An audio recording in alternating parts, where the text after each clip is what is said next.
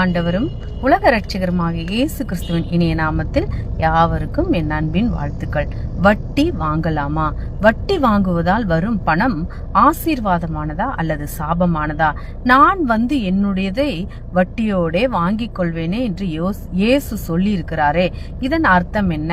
மத்தேயு 25:27, லூக்கா 19:23. கைமாறு கருதாமல் கடன் கொடுங்கள், அப்பொழுது உங்கள் பலன் மிகுதியாயிருக்கும், உன்னதமானவருக்கு நீங்கள் பிள்ளைகளாயிருப்பீர்கள். லூக்கா 6:35. உன்னிடத்தில் கேட்கிற எவனுக்கும் கொடு, உன்னிடத்தில் கடன் வாங்க விரும்புகிறவனுக்கு முகம் கோணாதே. லூக்கா 6:30, மத்தேயு 5:42 என்றும் நம் ஆண்டவராகிய இயேசு சொல்லியிருக்கிறார்.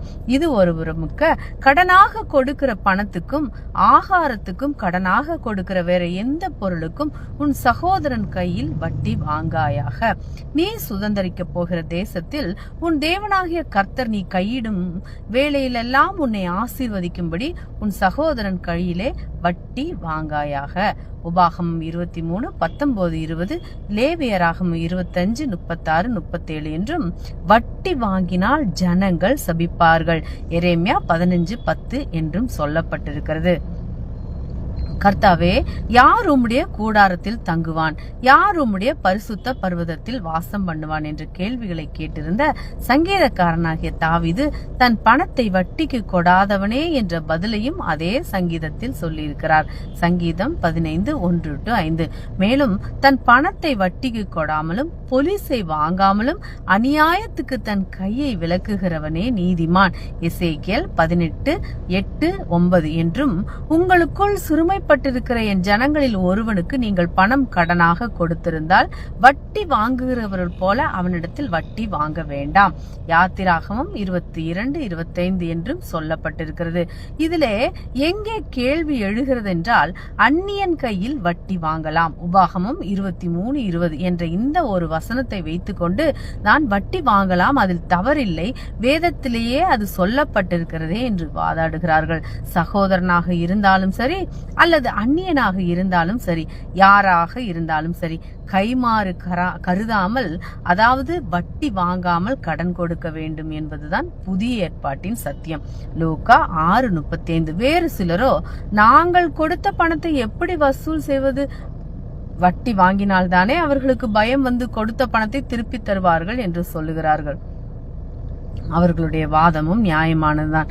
இப்படிப்பட்டவர்களுக்கு என்னுடைய ஆலோசனை என்னவென்றால், ஒரு சிறிய வட்டியாக சொல்லிவிட்டு உங்கள் பணம் திரும்ப கிடைத்தவுடன் அந்த வட்டி பணத்தை அவர்களுக்கே திருப்பி கொடுத்து விடுங்கள். அதுதான் சரியானதாக இருக்கும். இப்படிப்பட்ட வட்டியினால் பாதிக்கப்பட்டிருந்த இஸ்ரவேல் ஜனங்கள் நெகேமியாவினிடத்தில் முறையிட்ட போது நடந்த சம்பவம் என்ன? நீங்கள் அவரவர் தங்கள் சகோதரர் மேல் ஏன் வட்டியை சுமத்துகிறீர்கள் என்று கேட்டு, நெகேமியா 5:7, நீங்கள் செய்கிற இந்த காரியம் நல்லதல்ல. நெகேமியா 5:9 என்று சொல்லி இந்த வட்டியை விட்டு விடுவோமாக. நெகேமியா 5:10 என்றும், நீங்கள் அவரிடத்தில் தண்டி வருகிற வட்டியையும் அவர்களுக்கு திரும்ப கொடுத்து விடுங்கள் என்றும் சொன்னார். அதற்கு அவர்கள், நாங்கள் அதை திரும்ப கொடுத்துவிட்டு இனி அப்படி அவர்களிடத்தில் கேட்க மாட்டோம், நீர் சொல்லுகிறபடியே செய்வோம் என்றார்கள். நெகேமியா 5:11-12. இப்படிப்பட்ட சம்பவம் புதிய ஏற்பாட்டிலும் நடந்திருக்கிறது.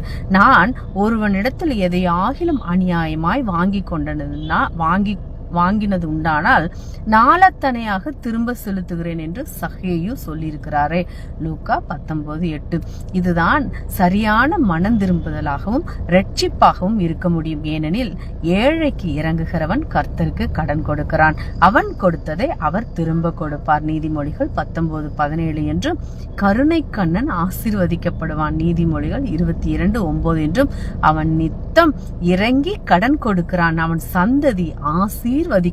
சங்கீதம் 37:26 என்றும், அநியாயமாய் வந்த அதிக வருமானத்திலும் நியாயமாய் வந்த கொஞ்ச வருமானமே உத்தமம். நீதிமொழிகள் 16:8 என்றும் சொல்லப்பட்டிருக்கிறது. ஆகையால் தேவனுடைய பிள்ளைகளின் கரங்களில் வட்டி என்ற பெயரில் அநியாயமாய் வரும் பணம் ஒரே ஒரு பைசாவும் இருக்கக்கூடாது. அப்படி வருமானால் அது உங்களுக்கும் உங்கள் பிள்ளைகளுக்கும் சாபமாக மாறும். ஆசீர்வாதமாக வாழக்கூடிய உங்கள் பிள்ளைகளுக்கு சாபத்தையும் சேர்த்து வைக்காதிருங்கள். அப்படியானால் நான் வந்து என்னுடையதை வட்டியோடு வாங்கிக் கொள்வேனே என்று இயேசு சொல்லியிருக்கிறாரே, இதன் அர்த்தம் என்ன என்று கேட்பதும் புரிகிறது. மத்தேயு 25:27, லூக்கா 19:23. என் பணத்தை காசுக்காரர் வசத்தில் போட்டு வைக்க வேண்டியதாயிருந்தது என்றும் என் திரவியத்தை ஏன் காசு கடையில் வைக்கவில்லை என்று இயேசு சொல்லி இருப்பது நமக்கு இது எதை குறிக்கிறது என்றால், நம் பேங்குகளில் பணத்தை டெபாசிட் செய்கிறோமே அதை குறித்ததா இருக்கிறது. அப்படி செய்திருந்தாலும் அதன் வட்டியாவது கிடைத்திருக்குமே என்ற ஆதங்கத்தை தான் அவர் சொல்லி இருக்கிறார். அதற்கும் நாம் வட்டிக்கு விடுகிறதற்கும் சம்பந்தமில்லை. அநியாயமாய் வட்டிக்கு மேல் வட்டி வாங்கி ஏழைகளை கொள்ளையிட்டு தனக்கு ஆஸ்திகளை சேர்க்கிறவர்களை குறித்து வேதம் என்ன சொல்லுகிறது? அநியாய வட்டியினாலும் ஆதாயத்தினாலும் தன் ஆஸ்தியை பெருக பண்ணுகிறவன் தரித்திரர் பேரில் இறங்குகிறவனுக்காக அதை சேகரிக்கிறான். நீதிமொழிகள் 28:8. அநியாயமாய் ஐஸ்வர்யத்தை சம்பாதிக்கிறவன் முட்டையிட்டு அவயங்காத்தும் குஞ்சு பொறிக்காமற் போகிற கவுதாரிக்கு சமானமாய் இருக்கிறான். அவன் தன் பாதி வயதிலே அதை விட்டுவிட்டு தன் முடிவிலே மூடனாயிருப்பான். எரேமியா 17:11. என்றும் அநியாயமாய் வட்டி வாங்குகிறவர்களின் சாபங்களை குறித்தும் சொல்லப்பட்டிருக்கிறது. ஆகையால் என் அன்பு தேவனுடைய பிள்ளைகளே, யாருக்கும் வட்டிக்கு பணம் கொடுக்காதிருங்கள். கொடுத்த பணத்துக்கு வட்டியும் வாங்காதிருங்கள். உங்களால் அநியாயமாய் ஏழைகளிடத்திலிருந்து வட்டி என்ற பெயரில் பிடுங்கப்படும் பணமும் தேவனை நோக்கி கூக்குரலிடம் என்பதை மறந்து போகாதிருங்கள். யாக்கோபு 5:4. இப்படி செய்வீர்களானால் உங்கள் பலன் பரலோகத்தில் மிகுதியாயிருக்கும். ஆமேன். நீங்கள் ஆசீர்வதிக்கப்பட்டவர். தேவன் தாமே உங்கள் அனைவரையும் ஆசீர்வதிப்பாராக. ஆமேன். அல்லேலூயா. Praise God.